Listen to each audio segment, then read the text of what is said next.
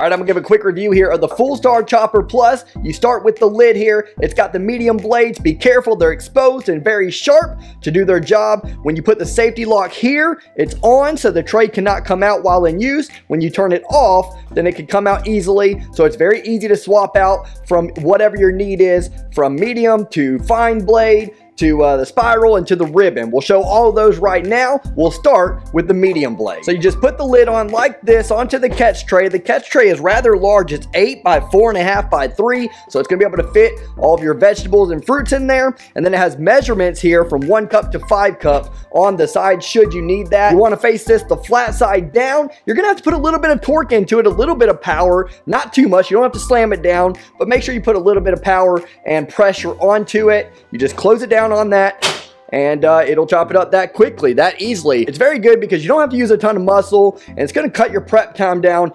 handedly, you know. Sometimes I like dicing things into small pieces with a knife. It's a little bit therapeutic, but in today's day and age, it's very convenient to have something like that. Look how simple that was. Now you have the pick scraper here. If you had any kind of residue or anything left over, you would kind of pick it out of place with this tool so that you don't have to get your fingers near the blades. And then it's very easy to clean. You'll just rinse this under water. It also has a brush here that you can brush in order to clean in between usage from what's going to be now, for me, peppers to mushrooms. So now we'll put some mushrooms on there. We'll use a few of them and we'll put them in this medium setting.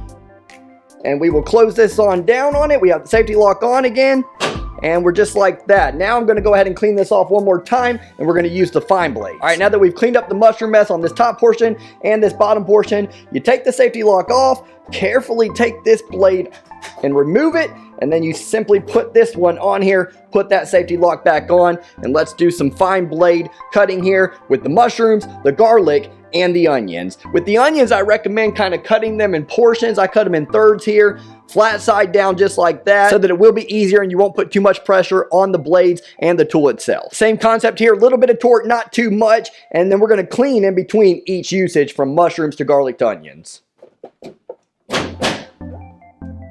Okay, now we'll chop up this garlic here. A little bit harder, a little bit more force needs to be used here. And then lastly, the red onions, which I imagine we'll also need to use a little bit of force when we're closing down on this thing. So let's lock it and give it a shot here.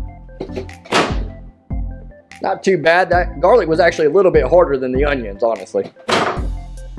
All right, we're gonna finish off with the zucchini in a spiral pattern, but before I do that, I do wanna show the cleaning method. You're gonna wanna hold this black portion. That's very important. I can't stress it enough. These blades are extremely exposed, obviously, and sharp. And you'll just take this brush and kind of clean it off, brush it off for everything that you can get off of there. And then for anything that might be a little bit stubborn, you can take that pick and just kind of go through the squares here and pick them off one by one. All quite simple, but I do have one piece here that's being a little stubborn, and I'm not gonna put my fingers anywhere near that blade, so I'm just gonna take a knife here and kind of peel it out that way. And then for the closing lid, you can run it underwater, and this pick goes inside the grooves just like this, so you just kind of glide it through the grooves to get all the residue out. It's a perfect fit there. You can do it horizontally, vertically until everything's out.